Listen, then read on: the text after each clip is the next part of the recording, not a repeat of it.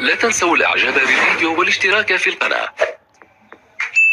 إذا المباراة في دوري أبطال آسيا للنخبة بين الأهلي السعودي والشرطة العراقي على قناة SSC إكسترا 1 بتعليق المعلق حاتم بطيشة. طبعا الأهلي وبعد خسارته المباراة في الدوري يطمح لتحقيق نتيجة جيدة، كذلك بيست بوليس والغرابة دوري أبطال آسيا للنخبة. فهد الدريبي على SS إكسترا مباراة كذلك دوري أبطال آسيا للنخبة. كذلك استقلال طهران والهلال دوري أبطال آسيا للنخبة بتعليق محمد حسين على قناة SSC سبورت آن.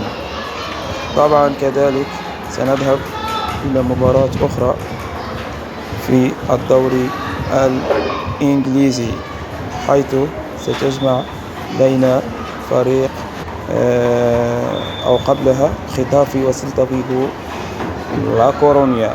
في الدوري الإسباني محمد بركات على البين سبورت 3 مباراة كذلك جيدة. طبعا بعد مباراة ريال مدريد المؤجلة ضد فالنسيا. طبعا مباراة الوصل والسد القطري دوري أبطال آسيا للنخبة بتعليق عبد العزيز الزبد. كذلك برنتفورد